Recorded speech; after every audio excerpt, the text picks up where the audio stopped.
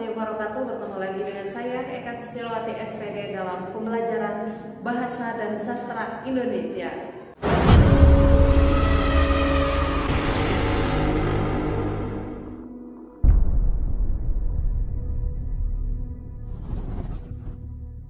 Pada pembelajaran terdahulu kita belajar membuat teks laporan hasil observasi, dan pada pembelajaran kedua kita belajar membuat teks eksposisi. Nah, pada pembelajaran ketiga ini kita akan belajar membuat teks anekdot.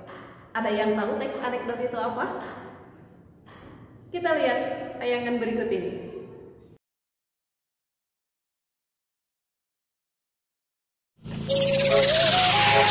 While you're listening to it, picture the DJ taking a peek. DJ Sammy say.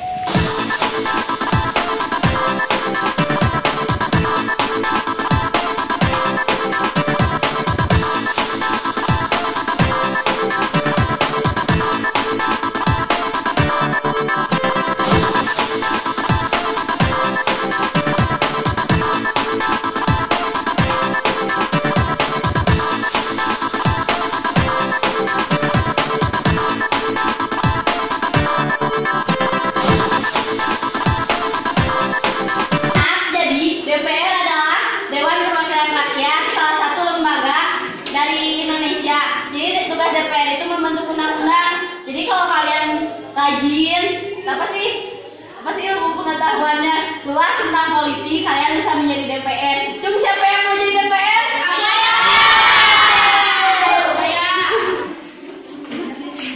Bunga. Ibu, kenapa kamu tidur di kelas? Ibu kan saya mau jadi DPR. Nah, kenapa jadi DPR kamu tidur waktu jam pelajaran? Kan DPR suka tidur kalau lagi rapat.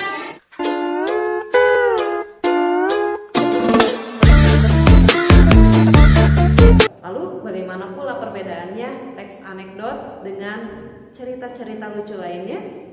Kita akan bahas selengkapnya dalam pembelajaran teks anekdot. Seperti tayangan tadi, anekdot itu adalah salah satu cerita lucu yang banyak beredar di masyarakat. Jadi dapat didefinisikan bahwa anekdot itu adalah cerita singkat dan lucu yang digunakan untuk menyampaikan kritik melalui sindiran lucu terhadap kejadian yang menyangkut orang banyak atau perilaku tokoh publik.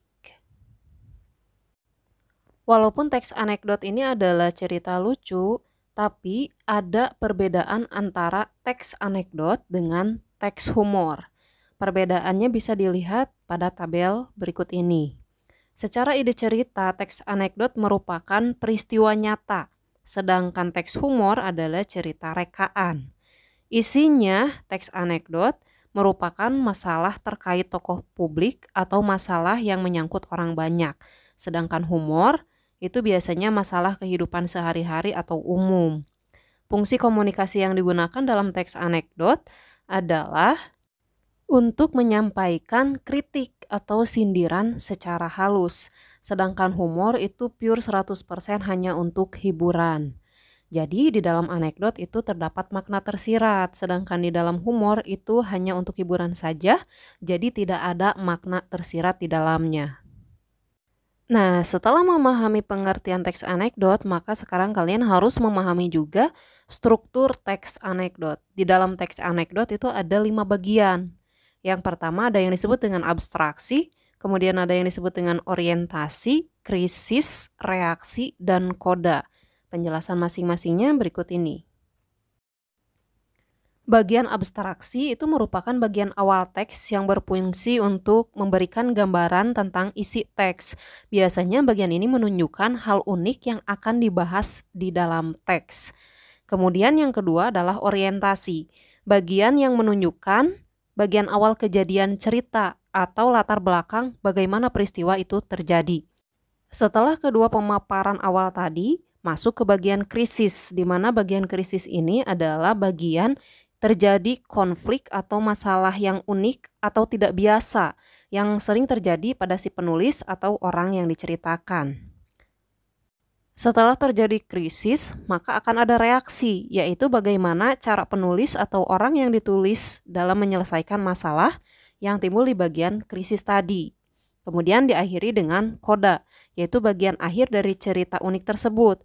Bisa berupa kesimpulan atau juga saran, solusi, dan penutupan bagian akhir teks. Penyajian teks anekdot dibagi menjadi dua bentuk. Yang pertama ada yang berbentuk dialog, ada juga yang berbentuk narasi. Nanti untuk contoh teksnya bisa dilihat di buku teks atau di e-book Bahasa Indonesia. Ciri bahasa teks anekdot. Jadi ada bahasa-bahasa yang biasa digunakan dalam teks anekdot, diantaranya adalah yang pertama biasanya dalam teks anekdot ada kalimat-kalimat yang menyatakan masa lalu. Kemudian ada juga kalimat retoris atau kalimat pertanyaan yang tidak memerlukan jawaban. Kemudian yang ketiga, ada konjungsi waktu dan sebab akibat. Contohnya, akhirnya hakim berkata. Nah, pada kata akhirnya ini merupakan konjungsi waktu.